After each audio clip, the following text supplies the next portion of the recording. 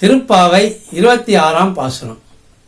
மாலே மணிவண்ணா மார்கழி நீராடுவான், மேலையால் செய்வனகள் வேண்டுவன கேட்டியேல், ஞானத்தை எல்லாம் நடுங்க முரல்வன, பாலன்ன வண்ணத்தின் பாஞ்ச சன்யமே, போல்வன சங்கங்கள் பொய்ப்பாடுடையனவே, சாலப் பெரும்பறையே பல்லாண்டிசைப்பாரே, கோல விளக்கே கொடியே விதானமே, ஆளின் இலையாய் அருளேலோ ரெம்பாவாய். இனி இப்பாசுரத்தின் விளக்கத்தினை நாம் காண்போம். திருப்பாசுரத்தில் திருவாய்ப்பாடி பெண்கள் கண்ணனுடைய எளிமையிலும் அவனுக்கே உரிய காதல் சிறப்பிலும் ஈடுபட்டு அவனுடைய திருக்கல்யாண குணங்களை பலபடியாக புகழ்ந்து பேசுகிறார்கள். அவ்வாறு புகழ்ந்து பேசும் போக்கில் தாங்கள் வேண்டுவனவற்றையும் விரும்பி கேட்கின்றார்கள்.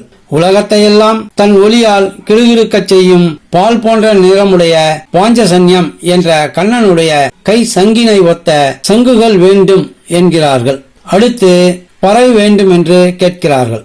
மூன்றாவதாக பல்லாண்டு பாடும் பரம பாகவதர்கள் வேண்டும் என்கிறார்கள்.